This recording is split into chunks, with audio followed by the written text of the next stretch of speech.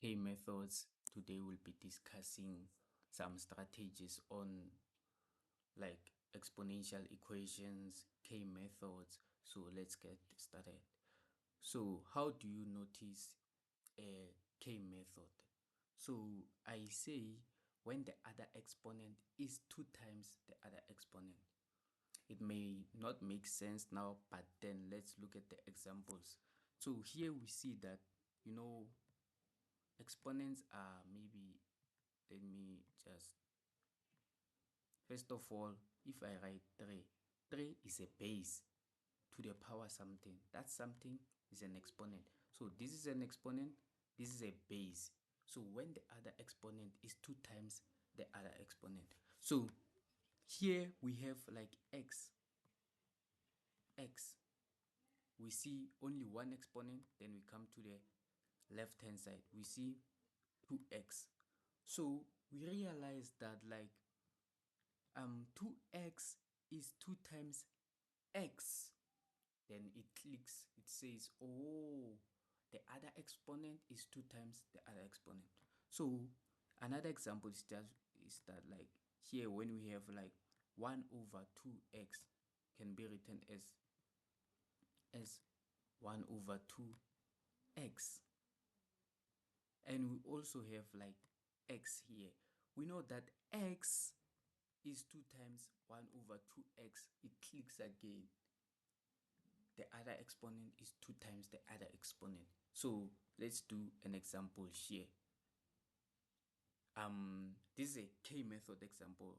I gave you like one strategy on how you will like recall if it's a K method or not. You can use this on many equations. So let's do this example here. So what do you notice about this example? We have 2x, we have x. You see that, oh, 2x is 2 times x. Then it clicks again, K method. Then you know you're gonna let something equal K. Then I come again and say, let the base with the lower exponent equal K. In this case, the base with the lower exponent is 3x. This is the base with the like with the higher exponent than this one, because here we have like 2x, and you know that 2x is not more than only x. So the base with the lower exponent here is 3x. So you let the base with the smaller exponent equal to k. So in this case we have 3x equal k. Then we say therefore 3x equal k. Let 3x equal k. Let 3x, 3 to the exponent x equal k. So let's solve our equation. We know that we have got like 3 to the power 2x, meaning it's 2 times this one, which can also be written as 3 to the power 3 to the power x. Then sorry, squared. So here I only changed 3 to the power x, then I took the 2 outside the bracket, then so that I can get 3x. Remember, I let 3x is equal to k, so I wanna see 3x, not 3 to the power 2.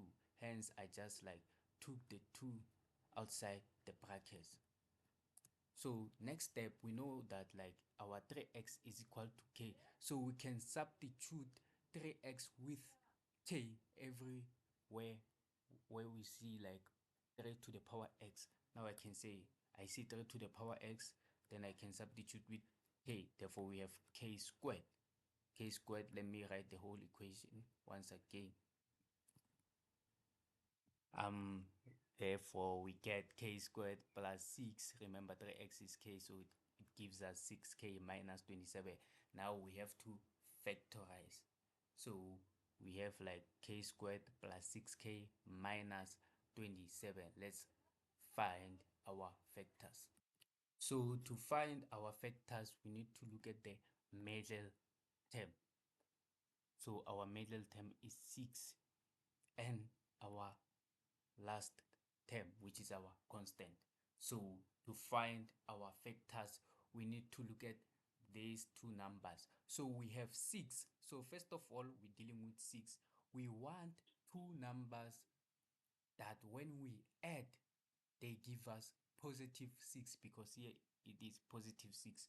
So we want numbers that when we add, they will give us positive 6. And also when we multiply those numbers, they will give us negative 27.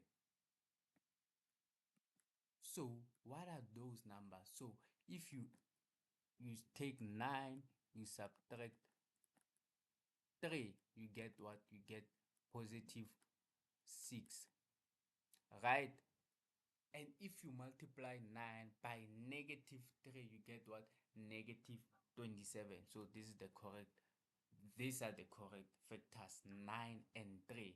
So which one is positive? We know that 9 is positive here, 3 is negative. I have explained why. So this is how you get your factors. You look at the middle term and the last term. Here we have 6. We want two numbers that when we add will give us 6, and when we multiply them we'll get negative 27. So hence our factors are positive 9 and negative 3. So let me put them in our brackets. So yeah, I just did that. Now we move to our next step. Okay, here it's simple. From here, you know that like you just equate them to 0. Then you equate each bracket to 0. Then we will have k plus 9 is equal to 0, or k minus 3 is equal to 0. Then you solve, you get k is equal to negative 9, or k is equal to positive 3. But you are not done yet. Listen, we said k is equal to what? 3x. So hence we'll say like 3 to the power x, 3 to the power x, 3 to the power x is equal to what? Negative 9. You see, because we said let 3 to the power x is equal to k. So we got k as negative 9 or 3. Now we say k 3 to the power x is equal to negative 9. And also 3 to the power x is equal to 3.